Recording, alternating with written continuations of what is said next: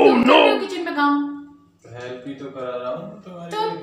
तुम मतलब सबको दिखाने के लिए आते हो कि तुम सारा काम करते हो, सब लोग ये तो समझेंगे कि तुम ही सारे किचन में काम करते हो। तुम थक जाओगी काम करते करते, इसलिए सोचा मैंने। ये प्यार ना किसी और को जाके दिखाओ, झूठा प्यार मत दिखाओ मुझे। अगर दिखा भी दिया तो फिर खड़ू खड़ा हो जाएगा, लड़ने बैठ जाएगी। चले जाओ कहीं और से खाना। ज्यादा ना बोलो। अच्छा, ये ना आज आपको दिखाने वाले हैं कि बताने वाले हैं कि साग को एक और तरीके से बनाया जा सकता है, और वो इतना बढ़िया तरीका है कि अगर आप लोग खाएंगे ना उंगली चाटते रह जाओगे, बर्तन भी खा जाओगे, एल्यूमिनियम के सारे कुकर भी खा जाओगे। तो मैं आपको दिखा दी हूँ क्या कर रहे हैं, देखिए। और प्लीज माइंड मत करना, उधर बर्तन पड़े हुए हैं अभी साफ नहीं हुए।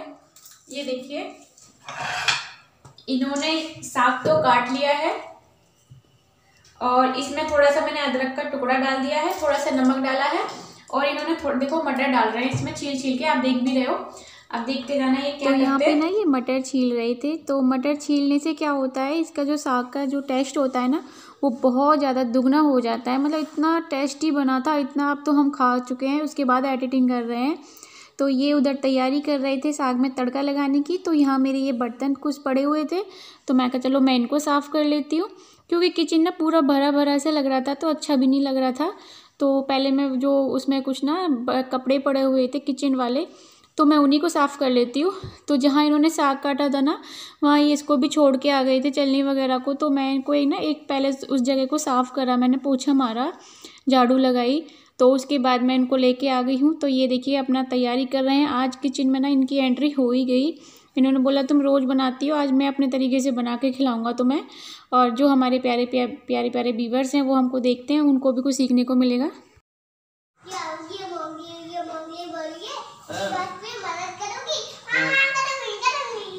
करूंगी। हाँ। ये क्या नाम इसका? ये कोरिया है।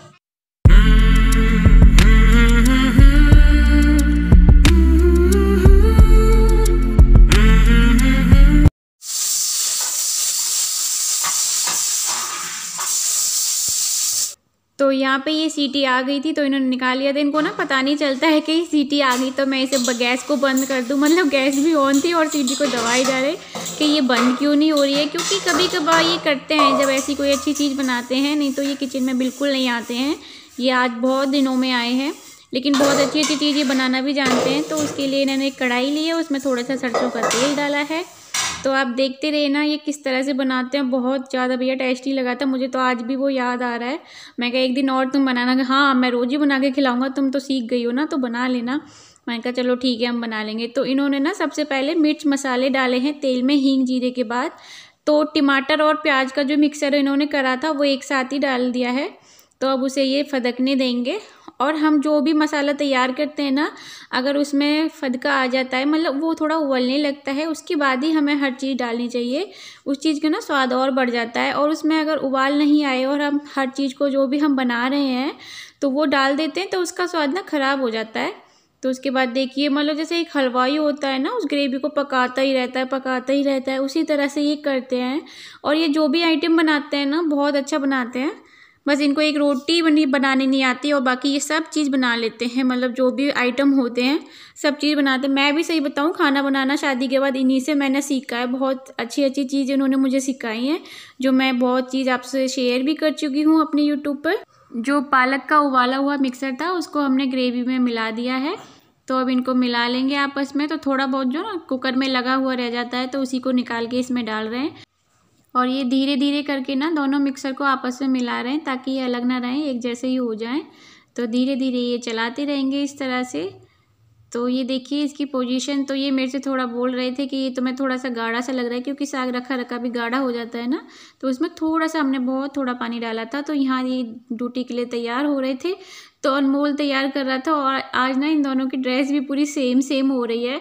तो ये रोज़ जाते हैं ना, तो ये रोज़ ये इनके बेल्ट बांधना, और मतलब कभी कभी तो बोलता है लाओ पापा मैं सॉक्स बना दूँ, जूते बना दूँ। बच्चे ना घर से ही देखिए संस्कार सीखते हैं, तो उसे बड़ा शौक चढ़ता है। और देखिए बिल्कुल दोनों सेम लग रहे हैं। तो ये तैयार होके ये तो निकल जाएंगे ड्यूटी, और उसके बाद हम थोड़ा बहुत काम रह गया उसे कर लेंगे। तो यहाँ हमारी तैयारी हो रही है अपनी सासू माँ के घर जाने की, क्योंकि आज है उनका बर्थडे और हमें उनका बर्थडे करना है सेलिब्रेट।